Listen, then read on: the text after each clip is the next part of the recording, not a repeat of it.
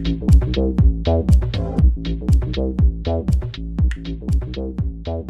time to duel. If you're new to the channel and or don't know me in person, you might not realize that I absolutely freaking love wholesome anime. Do I love super intense action scenes and shonen series? Yes. Do I enjoy a well-written comedy? Absolutely. But I also absolutely freaking love wholesome series that make me feel all warm and fuzzy on the inside. Admittedly, I'm also a slight masochist in this regard. I'm the kind of guy that will rewatch shows or movies just so I can have a good, happy cry. You know the ending scene of Disney's Coco? I rewatch that movie over and over again just so I can cry with a smile on my face at the end of the movie. For the Super Sentai fans out there, I would rewatch the last episode of Russia Sentai Tokyuger on repeat just because the final scene in that series made me so emotional but happy. So, for this week's episode of the Axelablaze Productions podcast, I'm going to give my thanks in an otherwise not so great year to the wholesome anime in my life and a few manga too. My name is Jordan, aka Axelablaze, and I welcome you to join me on this pilgrimage to the holy land of wholesomeness. So, for this episode, I will be talking about a number of series, both new and old. If you've seen these series for yourselves and enjoyed them, I definitely want to hear about it. And if you haven't seen some of these series, then I hope this video will be great in terms of recommendations. Also, if there's a series on this list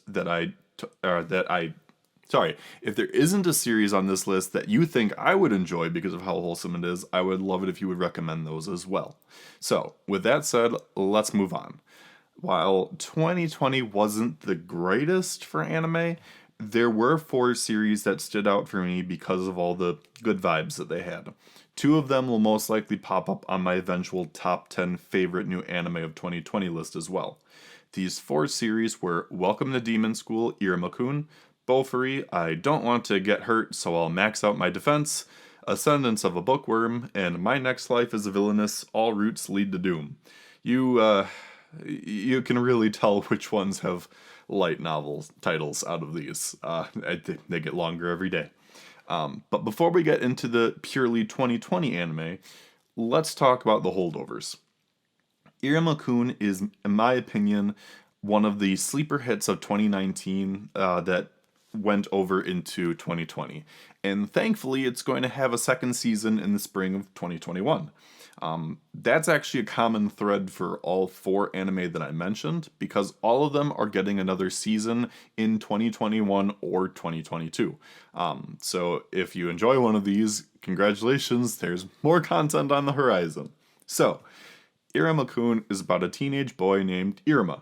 He is a guy that never says no to a request, and was sold to a demon by his parents for money. So, full stop. That sounds absolutely awful. But then you watch the anime itself and realize that it's actually the best thing that could have happened to this guy. So, the demon that bought Iruma is named Sullivan, and he's recognized as one of the 3 current strongest demon in the demon world. He bought Iruma so he could adopt him as his own grandson and enroll him at the demon school where he acts as chairman.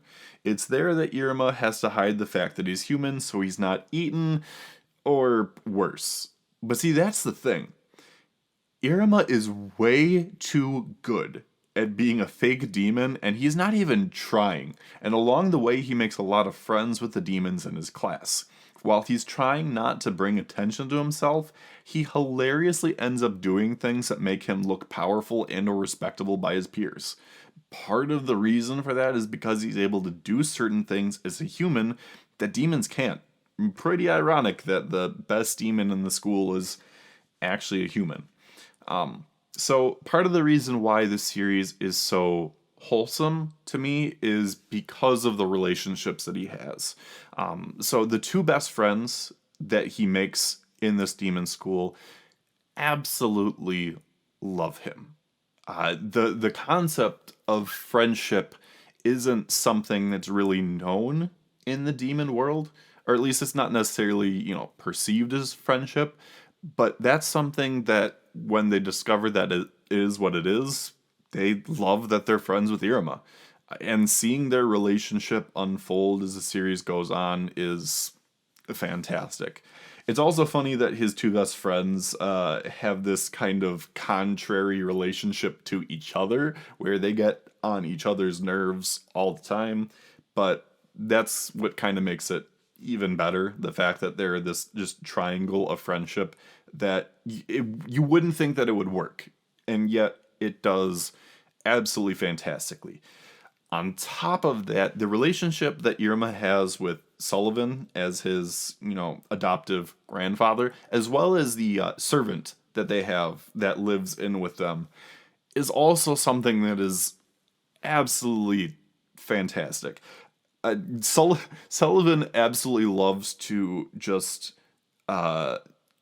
shower Irma with attention and gifts and all this stuff because he's never had a grandson before, and he wants to cherish Irma for all that he's got. And on top of that, their servant as well is one that you can tell that he cares for Irma. He's not necessarily going to just outwardly say it, but you can see it in how he acts and his expressions and whatnot. And there is a fantastic payoff at the end of season 1 for the three of them. So that is something that it's so good. It's so good. It's funny seeing Sullivan go into a chibi mode as he's just gushing over Irma, but it is fantastic to see that they genuinely care about each other. You wouldn't necessarily think that would be the case for demons and whatnot, given other characters in the series, but they absolutely love each other, and it is something that is fantastic. Funny enough, too, Irma has this really funny relationship with the president of the demon school that they go to. I'm not going to spoil what that relationship entails, but it's funny because Irma is human that he's able to have this relationship with the president because of certain circumstances that she has, but I digress. You should either watch it for yourself or read it for yourself, which I will say, Irma-kun is based off of a manga. And from what I saw on Reddit, it looks like they're up to chapter 190 at this point. So if you don't want to wait for the anime, if you want to just, barrel on through and read the manga, that is available to you as well. Otherwise, if you are interested in watching the anime, there's about 24-ish episodes, I want to say, that are out right now. I watched it on Crunchyroll back when it was on. And then the season 2 for that is coming out in spring of 2021. So that is going to be available for people that want to see it all animated. I personally was exposed to it via anime, but by all means, like I said, if you'd prefer reading it, that is totally an option. Moving on to the second holdover from 2019, we've got Ascendance of a Bookworm, which is one of the series that is based off of a light novel. So, for this one, I admittedly was someone that I was not expecting to enjoy this series as much as I did, given previous tastes that I've had in anime and manga and whatnot, but I absolutely fell head over heels for this series, and it was something that I looked forward to watching every week. So, what is Ascendance of a Bookworm? First and foremost, it had 2 seasons of anime, and is going to have a third one, and like I said, it's based off of a light novel. The story is about a librarian that dies and gets isekai'd into the body of a poor little girl in a medieval-esque town named Mine. And when I say little girl, I mean 5, 6 years old, which is a little weird given that she was, 20 or so and then got reincarnated not as a baby but already as a child, compared to another series that I'll be talking to later on down the road. So this does pose interesting relationship things that happen with other characters, because when we watch this anime, it's not like all of a sudden we see a time skip where she's going from 5 to 20. No, this is all happening while she's still a little girl. And the big thing with Mine is that she doesn't care that she's been isekai'd as long as she can read books. But that's the thing, is that because she is in this poor town, that's very medieval in like its, society and whatnot, poor people don't have access to books. Poor people don't have access to most things. The only people that really have access to books are nobles. And that is a big, big society difference between them. So the whole goal that Mine has in this series is to eventually be able to make books or some kind of literature in any capacity that she can read. That is literally the one thing that she cares about more than anything. Although that being said, she does eventually come to care tremendously about her friends and family, because at this point they are her friends and family, and they care about her and she cares about them. So the interesting thing with Ascendance of a Bookworm is that we see this progression for Mine, where because of her knowledge from her previous life, she's able to use this for merchant type dealings. And then eventually, going into season 2, she joins this holy church because of the mana that she has in her body. This isn't just some, like plain slice of life, boring isekai. No, there's magic and monsters and whatnot involved. So there's still that in this series. It is not just, a little girl trying to make books. And the other reason why she joins the Holy Church is because they've got a lot of books there, and she's just like, there are books here, I want to read books, so this makes sense for me to do. And like I said, season 2 focuses on her life in the church, which poses interesting difficulties because, again, she was born very poor. The church, very much like it was in, our world back in the, like medieval times, Renaissance period, etc. The church had positions filled by royalty and whatnot. So there is that class divide. And the royals don't necessarily like the fact that a poor person has semi-status in the church. So that does pose difficulties. But that being said, overall, the series is still very, very wholesome. I absolutely love seeing the relationship that Mine has with her friends and family. It's so great to see that she's able to do all these things, despite the fact that she is so weak and frail and in the body of, like a 5-year-old, despite the fact that she has the intelligence of, someone that was in her 20s. So that is a very interesting difference compared to, again, other series where you might have, let's say, somebody that was in there that was a high schooler, 20s, 30s, that gets reincarnated, but they get reincarnated into more of an adult or something. So the fact that she's younger, it's a little weird, but it is endearing nonetheless. And I am absolutely thrilled that it's getting yet another season. From what I understand, there isn't a concrete date yet for when season 3 will be, but hopefully it's sometime late in 2021. It's not coming out in the winter, it's not coming out in the spring, so maybe summer or fall, but we'll have to wait and see on those. But again, this is another one where it's not your common isekai. Yes, it still has, a lot of those features where, yes, there's still magic and whatnot, and yes, there are still monsters, but it's not one of those constant things. It's a lot of it is based on daily life of a poor girl with merchant-like abilities, and dealing with a church and high society. But I definitely recommend it for anyone that is looking for, a non-traditional isekai. That being said, that takes care of the 2 2019 holdovers.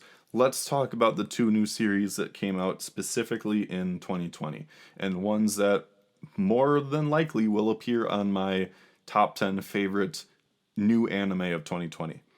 We'll start out with Bofuri, which is the series, like I said, full title of that one is Bofuri, I Don't Want to Get Hurt, so I'll max out my defense.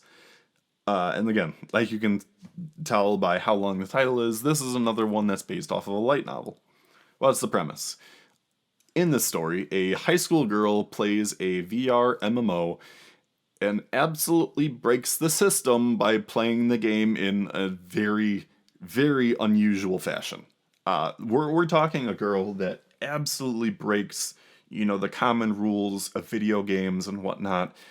And because she does it in such an unconceivable way that even the game developers are like, what the hell is she doing? She becomes a monster of a character, both literally and figuratively. But I won't specify on what I mean with that. And on top of this, she gets to form a guild with her best friend from high school, who she, in comparison, is a very good traditional video game player, and also becomes a beast of a character, but through her own skills and knowledge of the game, compared to again the main character Maple, who it's insane. You wouldn't expect a character to be like, how am I going to beat this enemy? Oh, I know, I'm going to eat them. And then, get skills because of it. The series is very...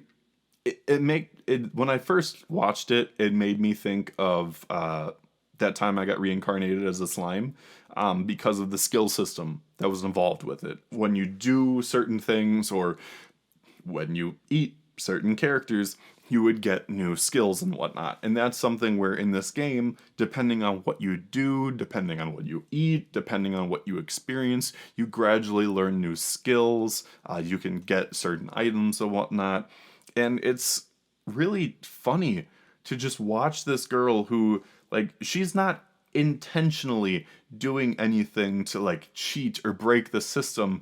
It's just her having fun. And in doing so, in such unconventional ways, she's just becoming super strong. And it has an influence on other characters in the series as well. Now, some key things here with Bofuri. One, it's not an isekai series. This is one where it's literally she can take on, or she can put on the VR headset at any time, take it off, and she transitions between school and the VR game, which is funny because there is one period of time where they're in the game, and in the game a week transpires, but in reality it only took a single night, and she'll go to school the next day and she'll still be in VR MMO mode and just lose the hand-eye coordination and stuff, and thinks that she has her skills from the game, but it's real life and she doesn't. So that's nice to see that it's not an isekai. She can just play the game whenever she wants. On top of that, there are no nefarious plots, at least not in the first season. Everyone is just playing the game. They're playing the game against each other. There are other very strong players in the game, and they're all earnestly, trying to beat each other in this game, in the different events that are happening. And at the end of the day, the story is just a bunch of friends playing and enjoying a game together.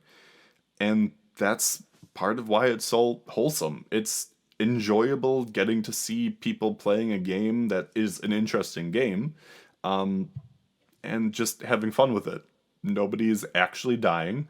There isn't some real world threat that's happening at the same time. People aren't dying inside of the game and dying in real life. It's just people having fun playing a video game and featuring a main character that is broken as hell.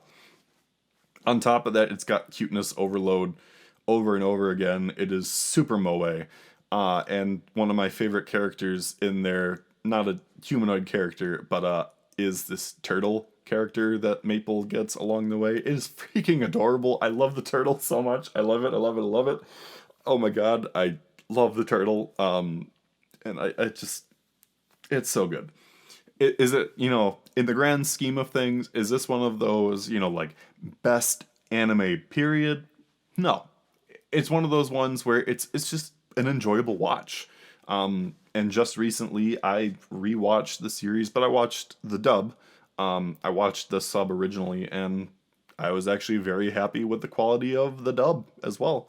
Both the dub and the sub were great, so depending on what your preference is for watching anime, both of them are good.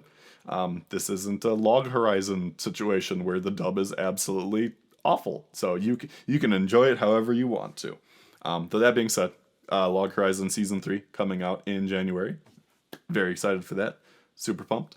But we're not talking about Log Horizon right now. We're talking about wholesome stuff. And while Log Horizon is wholesome sometimes, it's also not. It's very serious sometimes. And it's an isekai, so there's that too. The last more recent anime that also took place in 2020, and this one definitely ranking higher on my top 20 new anime of 2020, is My Next Life is a Villainess, All Routes Lead to Doom, which is another one that I think started out as a light novel and then also has a manga adaptation as well. But this is another one that this one is an isekai and technically a video game isekai.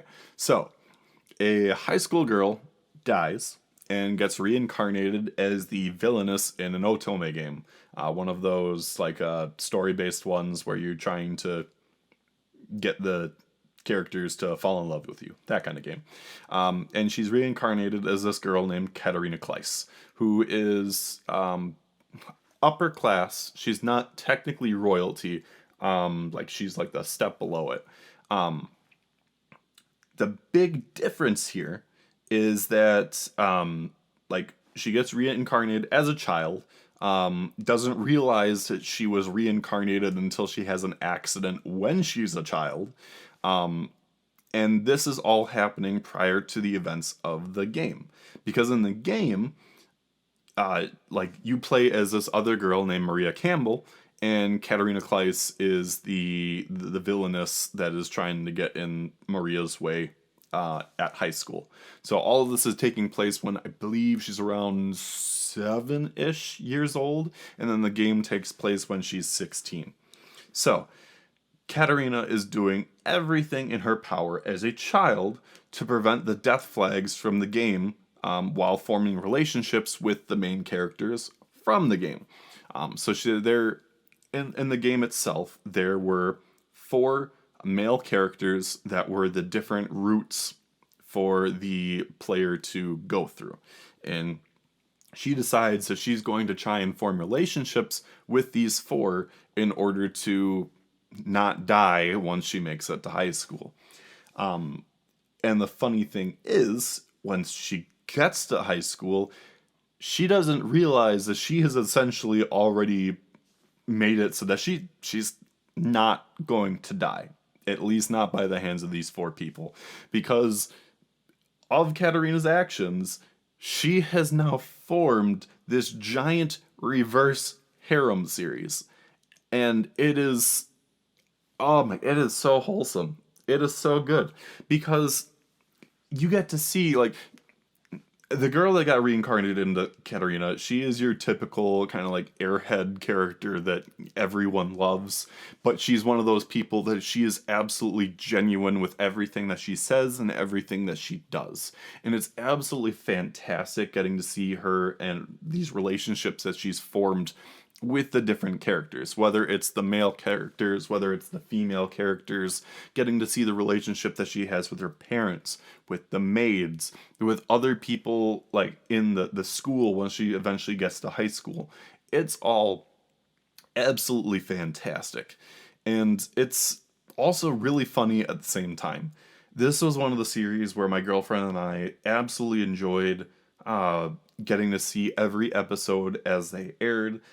This is a series I have rewatched it 2 or 3 times already. It was one that I really enjoyed. Then again, it's also really easy to rewatch 12 episodes of something. I mean, I can do that in a day, personally. But yeah, it's super easy to consume and whatnot. And like I said, this is one of those ones that it's definitely going to rank higher on my top new anime of 2020 list just because of how enjoyable it was. I think another thing that also kind of played into that is that this aired back in spring of this year, 2020, and as many people know, that's when the that which cannot be said in fear of demonetization. Not that I'm, monetized now, but when that happened, so there was a lot of anime that, halted production or just like purely got pushed back into the summer. And Villainous actually aired the entire way through.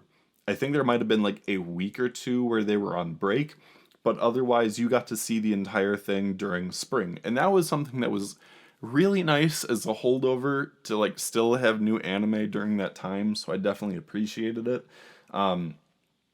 But overall, like I said, it's one that is really good.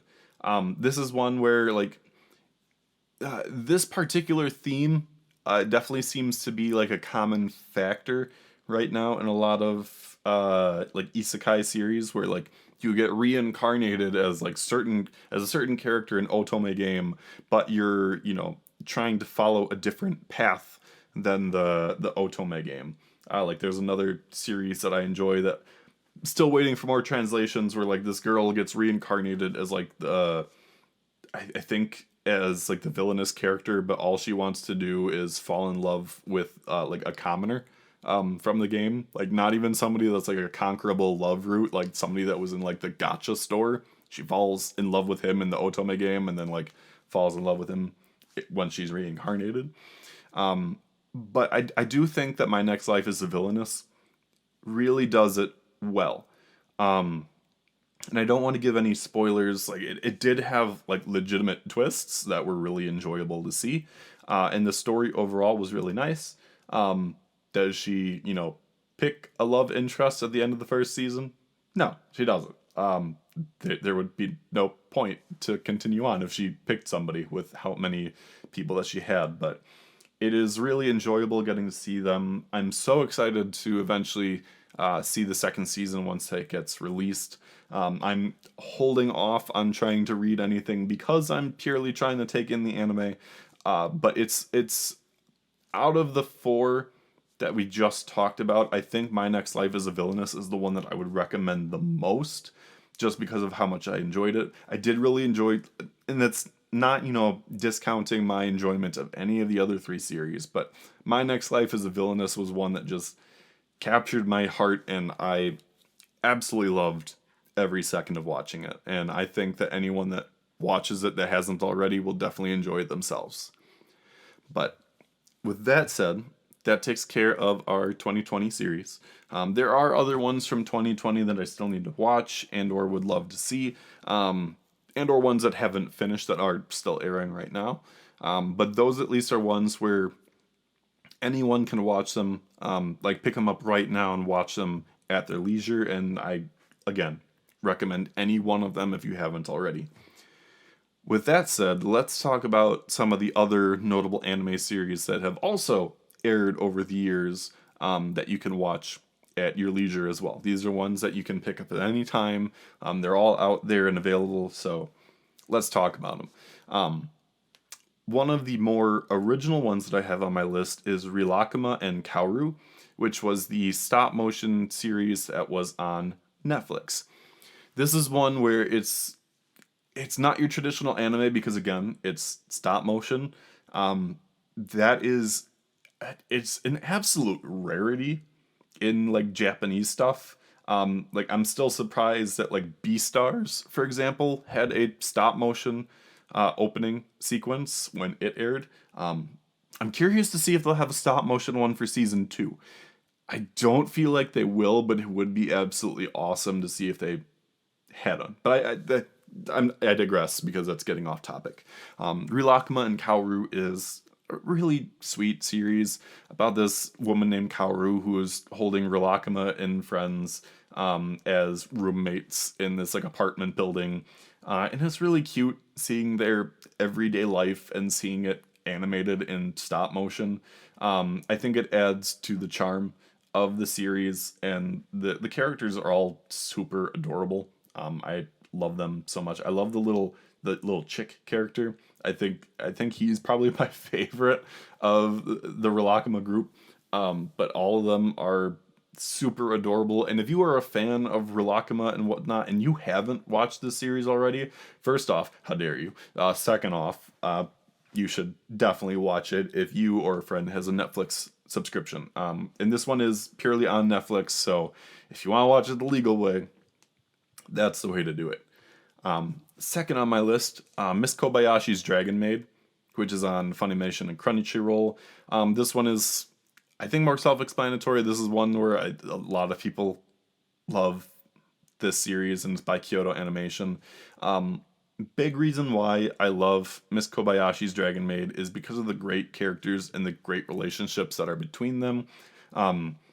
For those that don't know about the series, it's about this character named Miss Kobayashi and this dragon that she found one day who decides to become her housemaid. But on top of that, she also gets to live this life seeing other dragons that have come from this other world, living their life as, like, trying to live life as humans. And I myself am a big character of this, big fan of this character named Fafnir, who is like this really depressing guy who like works or lives in a suit in his humanoid form, and he goes to like Comic-Con to sell his book on curses, and people don't buy it because he's so depressing, but I love him so much. Miss Kobayashi is great. This is a series where Kyoto Animation does fantastic work, and I'm so happy that despite, you know, the tragedy and whatnot that happened, that they're going to be continuing the legacy of Miss Kobayashi's Dragon Maid and making a season 2. So I'm definitely excited for that. I hope that anyone that enjoys that series will support it in the future. Absolutely fantastic. If you haven't watched it already, please do. It is adorable. It is so good.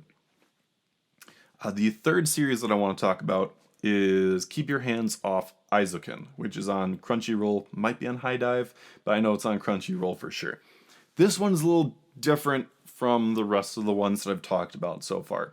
Keep Your Hands Off of Aizuken is a series about these 3 high school girls that try to form an anime club to make anime. And we're talking like the traditional sense of anime, where like they actually like draw out, you know, like frame by frame stuff and use computers as well ultimately, but still for the most part using traditional means to create manga or anime. And this series is so good in the fact that you have various form of animation all happening in the same series, because you have your main form of the animation for the characters themselves, but then once you actually get into their anime creations, which we get to see several of them throughout the series, there's like a variation that you get to see, and it's cool seeing the what's the word I'm looking, the transitions between them. But it's so, what's really nice about this series in particular is just getting to see, you know, this ambition that the characters have in wanting to create something and create something good. And getting to see the reactions of all these people that get to see their anime and like fully appreciate it for like the absolutely fantastic work that they put into it. It's super charming. The world that they're in is built so interestingly well. Like it's got, you know, styles of like traditional Japanese like towns, but then you've also got these aspects of kind of like a more like almost like a more technologically advanced civilization, like city structure at the same time. I don't have the right comparison in mind right now to really say for sure. But it's so cool to see this, you know, this interesting world and the characters moving through it and the characters themselves. All 3 of them have very funny character designs. But it's, again, it's refreshing to see another series that like tackles you know, manga or anime creation. I'm always drawn to those. Like I am to Bakuman or Hitman that's currently running in Weekly Shonen magazine. I love series that like delve into it. And it's nice to see one that's about like anime this time, specifically. And again, this is another one, if you haven't watched it already, please do. Especially if you love, like traditional animation, if you love, you like seeing like the various forms of it, the different homages, to anime creation, and like especially like staples of the anime's history in terms of genres and whatnot. It is super good. And the opening and ending theme songs are absolute bangers. So there's that too. Then the last anime that I want to talk about, and really the one that inspired this video, out of all of them, is Ore Monogatari, or also known as My Love Story, which you can watch on Hulu, Crunchyroll, or High Dive. Or if you want to watch the live action version, there's that too. This is one, probably the most wholesome relationship that I have ever seen in an anime. So it features these high schoolers, by the name of Takeo, Yamato, and Suna. Takeo is this big, super big guy, like probably 7 feet tall, thick lips, muscular, and he's someone that he is confessed to several girls over his life, and all of them have rejected him. And all of these girls have been head over heels for his best friend, Suna, who is your standard, very handsome high schooler, that is the best bro in anime history, if I had to say.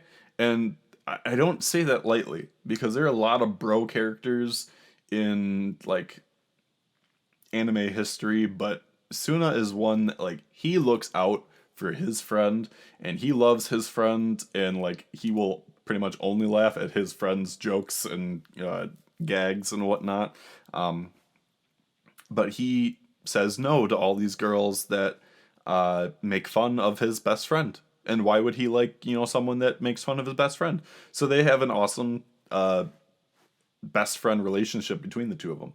Anyway, one day on a train, on their way, I believe, home from school, they see that there is this guy who is trying to grope this girl on a train. And Takeo, being the big guy that he is, decides to step in and, take care of this guy himself. So they save the girl. They take the groper guy to the police station. Groper guy says mean things. Takeo beats him up and gets suspended from school. And we find out that the girl has formed a crush on him.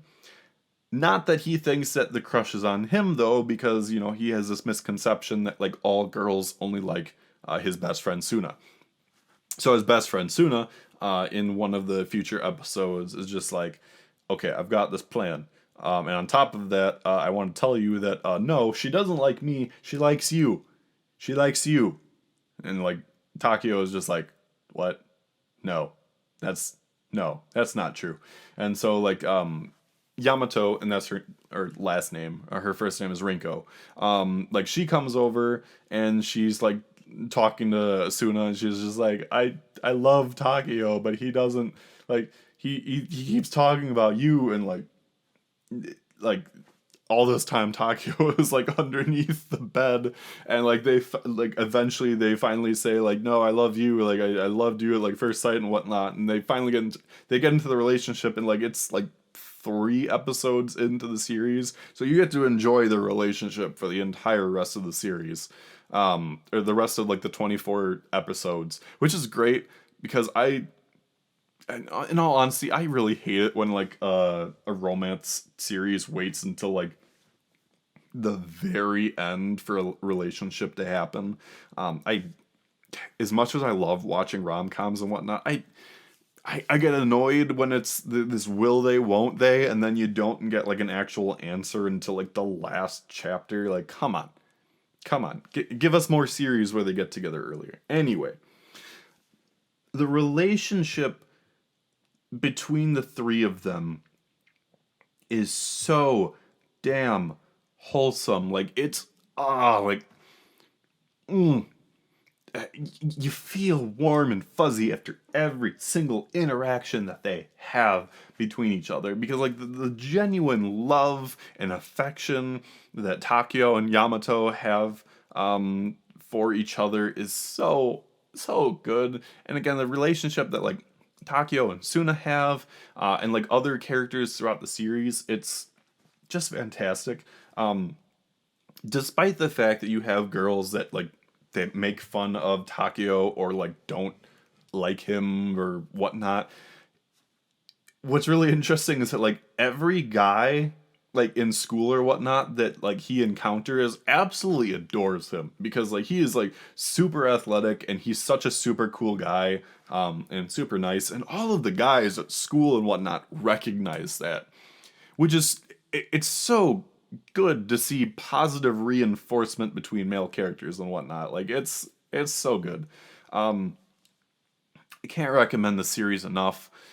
If you somehow didn't watch this series when it came out in 2016, please do. Like if there's one series in this entire video that you haven't watched yet and are looking for a recommendation, this is the one to watch. Please watch it. I love it. And a special shout out, not that he's probably going to watch this video, but like my one friend George has cosplayed as Takeo from this series, and I love him for it, and it's hilarious, and I appreciate him so much. But yeah, so that covers all the anime that I wanted to talk about. And for those manga readers out there, there are a few manga that I'm currently reading that I would definitely like to recommend as well here. So I'm going to do that as well. First off, Itonami Itonamezu, Itonamezu, I believe that's how you pronounce it, is this interesting little seinen series about this insurance salesman, this young insurance salesman that falls in love with a high school girl working at a bento shop. Like when he like falls in love with her at first sight, like he doesn't realize that like she's just a high schooler. Not that there's like a big age difference between them, but like instead of like just like admitting a crush or whatnot from the get-go, he's just like, will you marry me? Despite the fact that like it was like their first meeting, like no dates, no hand holding, no kissing, no nothing, and she agrees to it. Although she does ask that like he waits until she finishes high school, because she's got, I believe, like a year or so to like finish, and then she's done.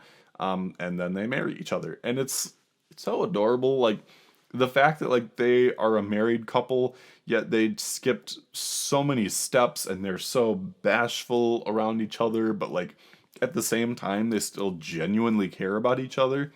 It's super cute. Definitely waiting for more chapters to get like fan translated and whatnot, but I have definitely enjoyed it so far. The next two are kind of interchangeable, so I kind of had them as one bullet point here. Do You Like Big Juniors and Hitomi-chan is Shy with Strangers are two series where you've got a short male senpai and a tall kohai that like each other. There are a few other series that are like this. There's one that came to mind about like this boxing couple that I really enjoyed that finished, although I can't remember the name off the top of my head, so I apologize for that. But these are both ones where, again, like I said, you've got a shorter, older male character by a year, and a younger, taller female character that, like, they're in this kind of, like, will they, won't they kind of thing, but you know they will eventually. And while the two female main characters have very different personalities than each other, both series are very good. Both series are very wholesome. I enjoy the character relationship between the two of them. If I had to pick one over the other, I would say Hitomi-chan beats out Big Juniors. Just because there's been more to it, and I really enjoy it. Plus, I'm also a sucker for kind of more wild characters and or ones that have pointed teeth on occasion, so that's one that's I really enjoy it. Love After World Domination. This is another romance series. And this one is falls into several of my categories of things that I like, so it checks off a lot of boxes.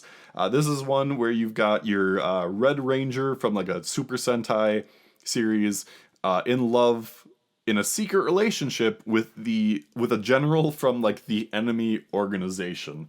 And it's it's super cute that you've got like these characters that like should not like each other whatsoever.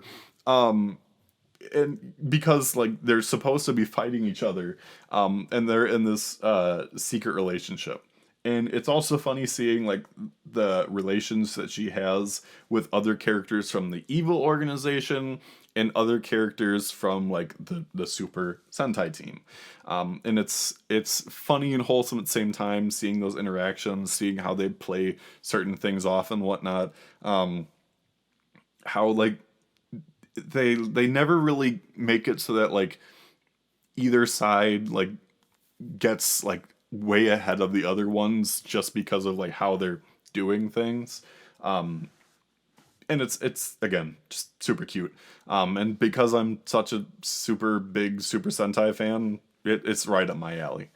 A story about a grandpa and grandma who returned back to their youth. Very straightforward title right there. Just like the title says, it's about this grandpa and grandma who one day randomly are all of a sudden they're like back in the bodies that they had when they were like in their 20s or 30s, I want to say. The big difference here though being that like they still maintain their like white silver hair color, kind of signifying that they're like still older characters. The funniest thing is that despite the fact that they have, you know, been put into these healthy young bodies, which were checked over by one of their sons who was actually a doctor, and he's like, yeah, you guys are like the pinnacle of health. There's no scientific reasoning for this whatsoever, but you are.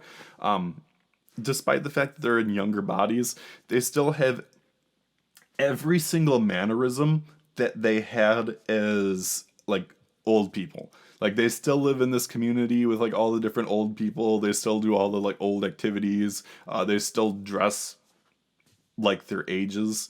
And it's really, it's super cute seeing their interactions between each other, interactions with their family members, interactions with their community.